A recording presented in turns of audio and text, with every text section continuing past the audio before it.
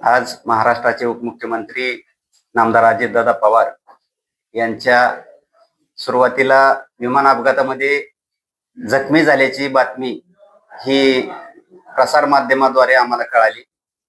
ही बातमी ज्यावेळी मी आमदार नारायणआबा पाटील यांना सांगितली त्यावेळी त्यांना फार मोठा धक्का बसला आणि त्यांचाही विश्वास या बातमीवरती बसला नाही. परंतु जशा जशा बातम्यांच्या प्रसार माध्यमाच्या सर्व चॅनलवरती बातम्या सुरू झाल्या आणि दादा गंभीर जखमेत असं सांगण्यात आलं, त्यावेळी निश्चितपणे आम्हाला वाटलं की अजितदादा पवार हे खंबीर आहेत, कुठल्याही संकटाला सामना करतायत, त्यामुळे निश्चित या संकटातून सुद्धा, जीव घेण्या संकटातून सुद्धा ते सलामत बचावतील असं आम्हाला वाटलं. परंतु नंतर अजितदादा पवार यांचं दुःखद निधन या अपघातामध्ये झालंय ही बातमी कळल्यानंतर मात्र आमदार नारायणआबा पाटील यांनी आपले सगळे कार्यक्रम रद्द केले. त्यांना बसलेला हा एक फार मोठा धक्का आहे. कारण अगदी सुरुवातीपासून आदरणीय आमदार नारायणआबा पाटील हे अजितदादा पवार यांच्या सहवासात आहेत.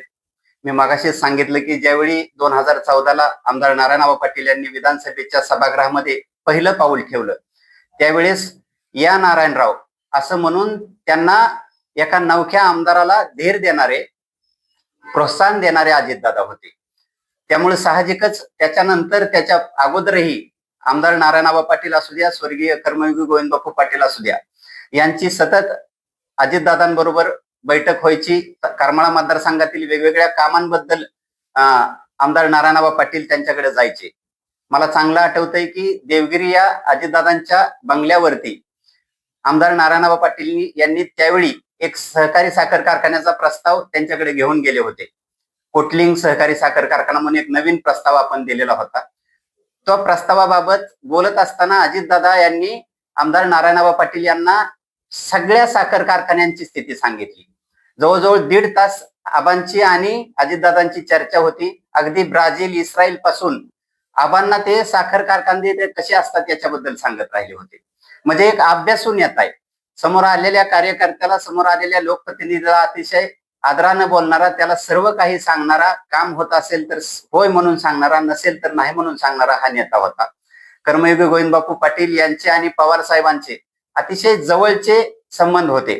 ज्या वेळेस कर्मयोगी गोविंदबापू पाटील हे माननीय शरदचंद्रजी पवार साहेबांकडे जायचे त्यावेळेस अजितदादा पवार हे लहान वयात असल्यापासून बापू त्यांना ओळखत होते. बापू अजितदादांच्या आठवणी सांगायचे, पवार साहेबांच्या आठवणी सांगायचे. त्यामुळे निश्चितच एक पाटील कुटुंब आणि पवार कुटुंब यांच्यात असलेली जवळीक पाहता आजचा हा धक्का पाटील कुटुंबाला सुद्धा अतिशय मोठा आहे आणि करमाळा मतदारसंघाला सुद्धा अतिशय मोठा आहे. त्यामुळे आम्ही जिल्हा परिषद पंचायत समितीच्या ज्या निवडणुका चालू आहेत याचे सगळे सभा, सगळे कार्यक्रम आमदार साहेबांनी रद्द केलेत आणि आता आमदार साहेब हे बारामतीला तातडीने बारामतीकडे रवाना झालेले आहेत.